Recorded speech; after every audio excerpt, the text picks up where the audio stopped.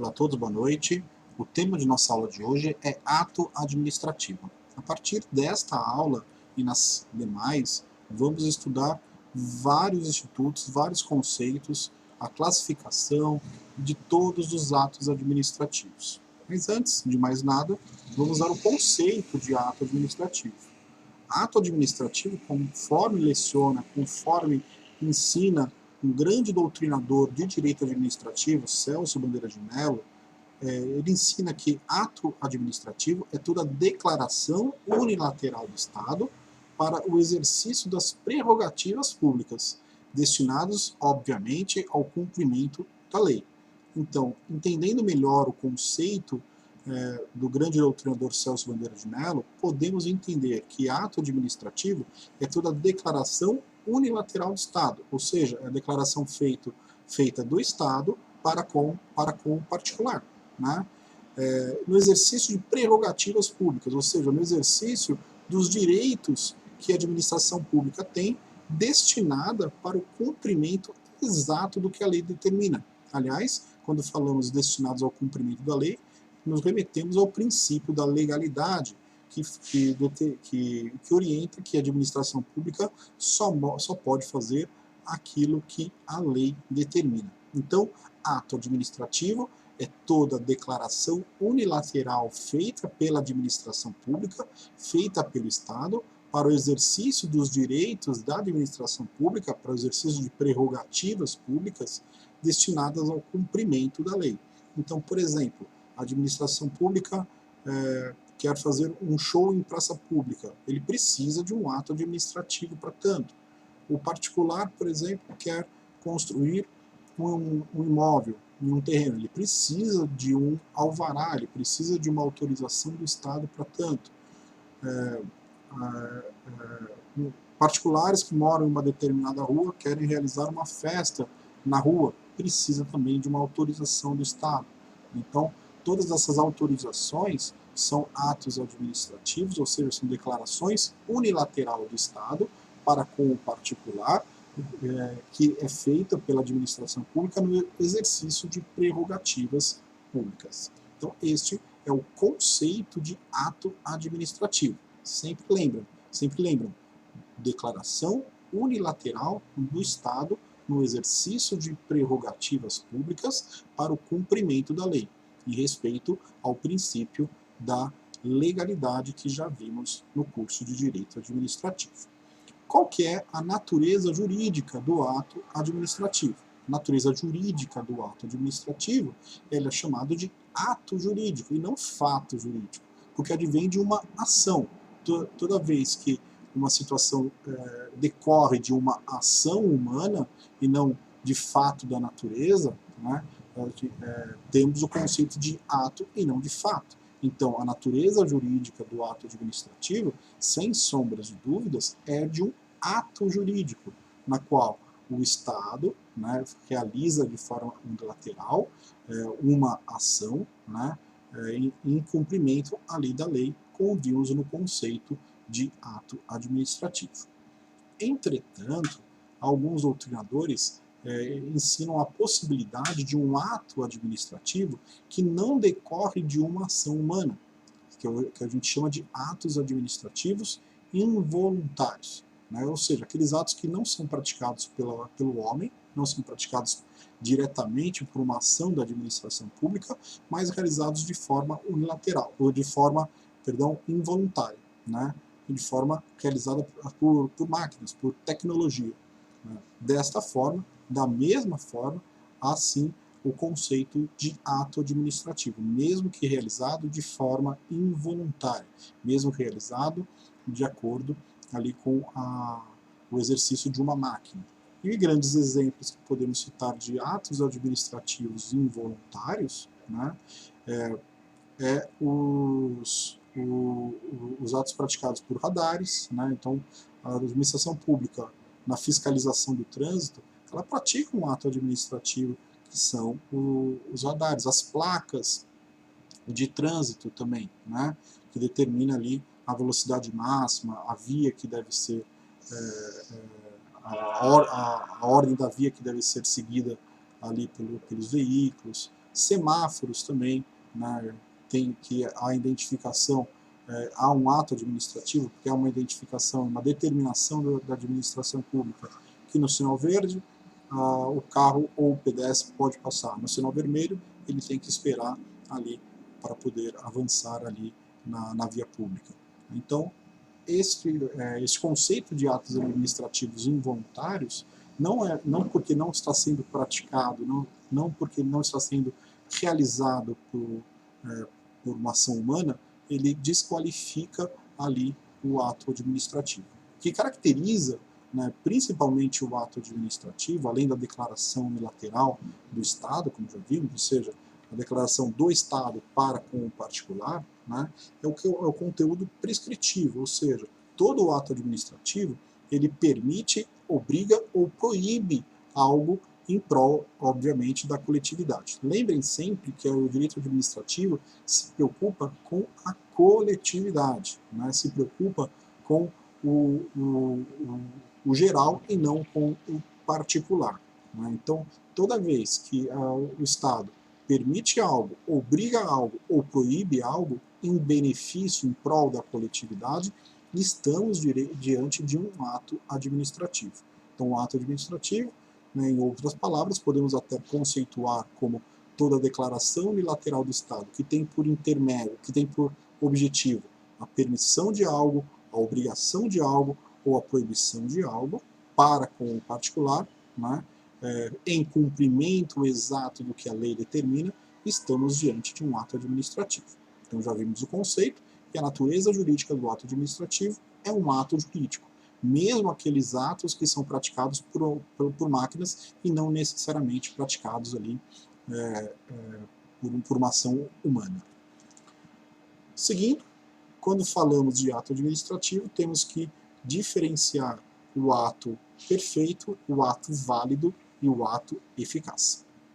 O ato perfeito é toda aquela situação do ato administrativo que o processo está concluído, né? Ou seja, ele está, as etapas para a realização daquele ato está concluído, já passou todas as etapas. Todo ato administrativo ele tem procedimentos, ele tem ali etapas a serem cumpridas, etapa 1, etapa 2, etapa 3, até a conclusão do ato administrativo. Então, ato perfeito é aquele ato administrativo que concluiu todas as suas etapas, a sua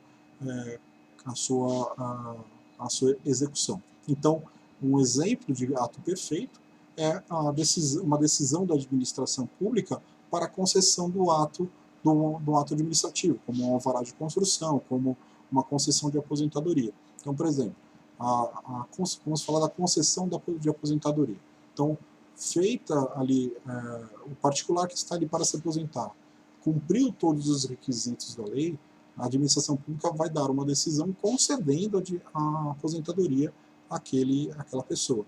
Essa decisão é que a gente chama de ato perfeito, porque a partir do momento que foi concedida a aposentadoria, significa que todas as etapas do ciclo para a concessão da aposentadoria se mostrou ali presente. Né? Então, o ato perfeito é aquele ato que o processo de conclusão do ato administrativo já está terminado, já se ultrapassou todas as etapas para a realização do ato administrativo. Isso é ato administrativo perfeito. Ato administrativo válido.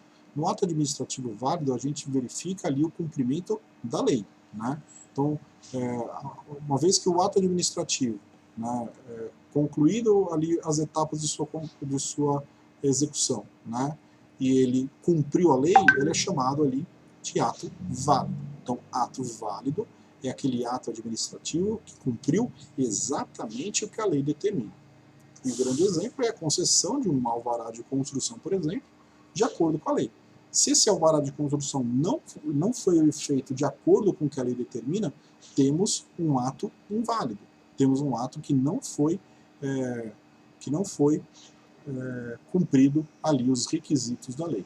Como também podemos ter um ato imperfeito, ou seja, aquele ato que não ultrapassou todas as etapas da sua conclusão. Então, ato perfeito é aquele ato que que ele passou todas as etapas da sua conclusão.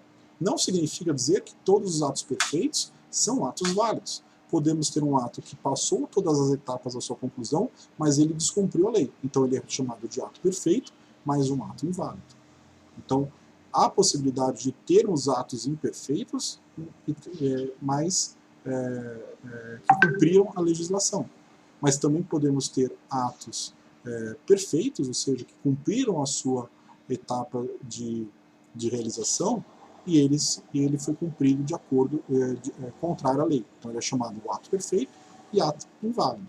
Ato perfeito, cumpriu todas as etapas. Ato inválido, ele não cumpriu a lei.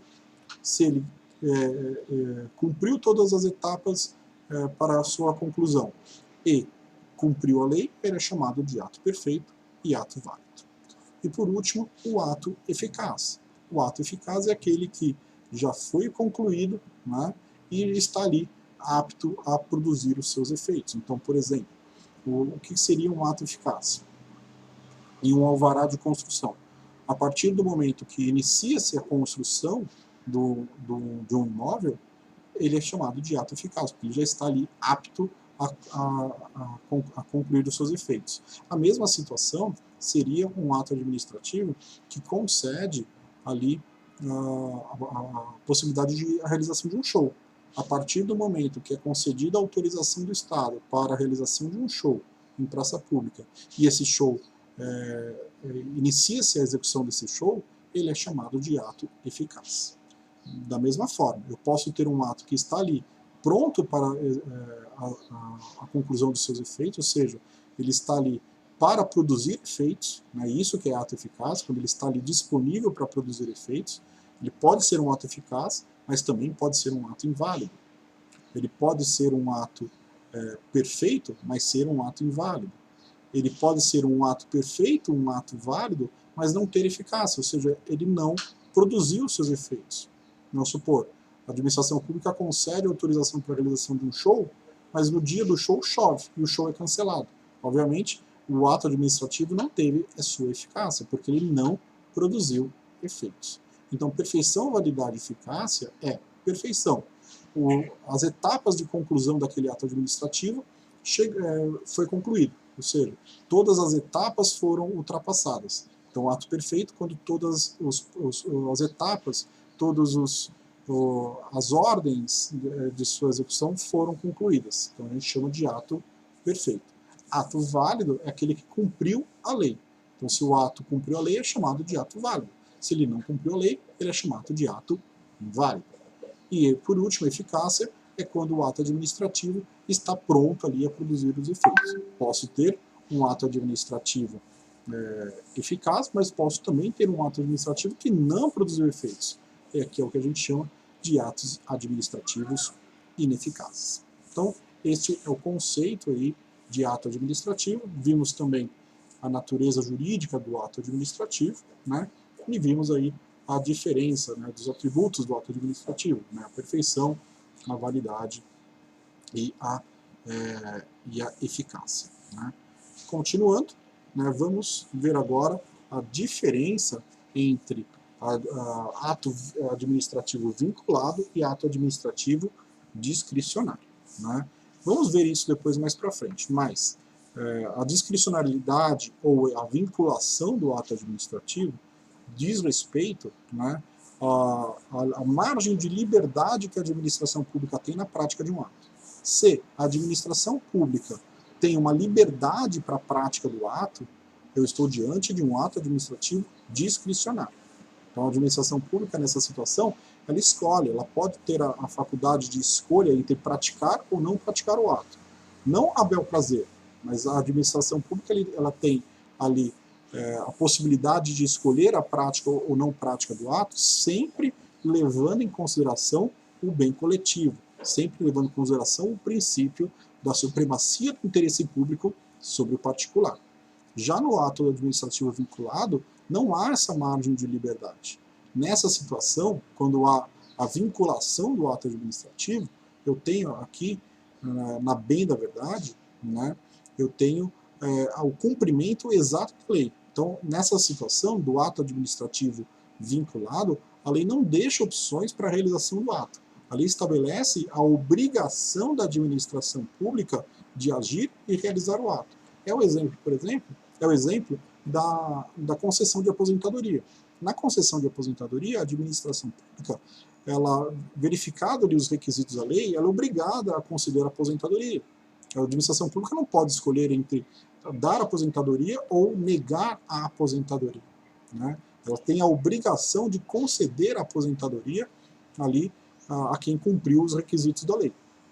A mesma situação, a situação contrária, seria quando a administração pública pode escolher entre realizar ou não realizar o ato. Por exemplo, a realização de um show em praça pública. Se a administração pública verifica que não há respeito ao bem coletivo, ou seja, não vai haver benefício à coletividade à realização desse show, ela pode negar o ato, falando que não há necessidade daquele ato administrativo.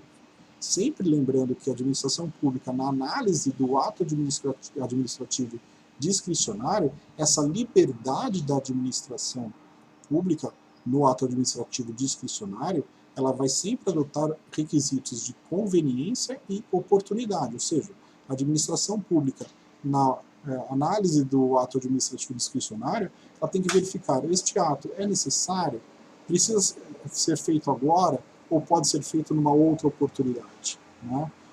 Se a resposta a esses questionamentos, né, for no sentido da necessidade da prática do ato administrativo, a administração pública deve ali realizar o ato porque há conveniência e há oportunidade.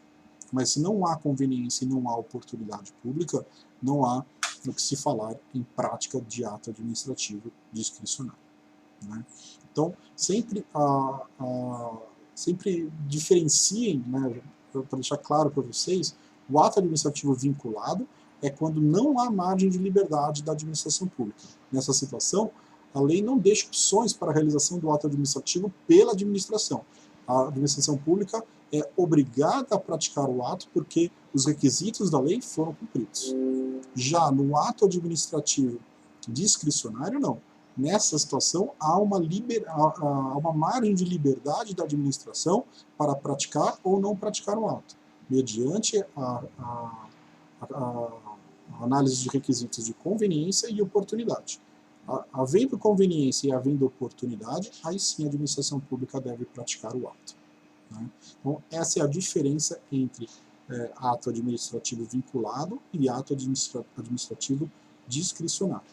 Sempre é importante dizer que a aplicação da discricionariedade vai ser definida pela própria lei. Então, quando a lei falar que, ou seja, a legislação falar que a administração pública tem essa possibilidade de escolha, aí sim a administração pública pode aplicar a discricionariedade no ato administrativo.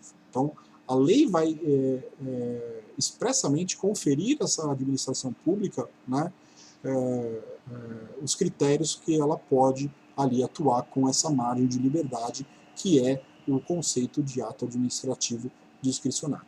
Como, por exemplo, a remoção de um funcionário público. Obviamente, os critérios de remoção desse funcionário público devem ser definidos pela lei.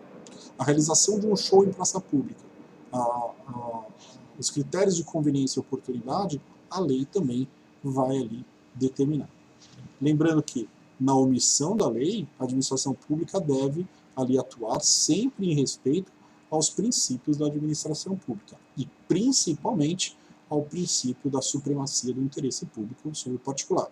E nenhum ato administrativo, obviamente, pode ser realizado sem que haja ali uma autorização legal. Então, a administração pública não pode atuar, primeiro, se a lei não permite essa atuação, e segundo, se o ato administrativo não vai beneficiar a coletividade, vai beneficiar a individualidade. Aí a administração pública não pode atuar, porque o direito administrativo e um dos princípios principais do direito administrativo é, como já vimos, é a supremacia do interesse público sobre o particular. O que mais importa é o interesse coletivo em detrimento ao interesse individual. Isso que é a base do direito administrativo, é essa supremacia do interesse público sobre o particular. Então, a lei que vai determinar a forma de aplicação dessa liberdade no ato administrativo discricionário, e quando não houver ali esses critérios na própria legislação, a administração pública deve sempre atuar em respeito aos princípios da administração pública que já estudamos aí nas aulas anteriores. E com isso, então, encerramos a aula de hoje. Vimos aí a introdução do estudo de atos administrativos, vimos o seu conceito, que é toda a declaração unilateral do Estado no cumprimento da lei para no exercício ali dos direitos da administração pública para com o particular, sempre que é importante dizer que o ato administrativo tem ali as características de proibição, permissão, né, ou obrigação de algo. Vimos que a natureza jurídica do ato administrativo é de um ato jurídico, mas há a possibilidade de atos administrativos involuntários, que é o caso dos atos administrativos praticados por máquinas, e estudamos aqui alguns exemplos. Vimos também a diferença entre ato perfeito, ato válido e ato eficaz, que há também a possibilidade de um ato imperfeito, um ato válido e um ato eficaz, ou um ato perfeito, um ato inválido, mas que produz os seus efeitos. Lembrando que sempre que há invalidade, ou seja, que o ato administrativo é praticado contrário ao que a lei determina, esse ato pode ser anulado, até pelo exercício do princípio da autotutela, que já estudamos, e se a administração pública não anular o seu próprio ato porque descumpriu a lei, o Poder Judiciário pode ali anular atos administrativos contrários à lei pela aplicação ali do sistema de controle administrativo aplicado no Brasil, que está previsto lá no artigo 5º, inciso 35 da Constituição Federal, sistema de controle administrativo inglês, que é o que é aplicado no nosso país, né? E também vimos aqui a diferença entre ato administrativo vinculado, ato administrativo discricionário, né? E quando que se aplica aí a discricionariedade de um ato administrativo. Gostaria de pedir sempre a todos que frequentem as aulas do Microsoft Teams para esclarecimento das dúvidas, também para resposta aos questionamentos feitos em aula. Estou sempre à disposição de todos para quaisquer questionamentos feitos sobre a matéria, e nos vemos em uma próxima oportunidade. Obrigado e uma boa noite.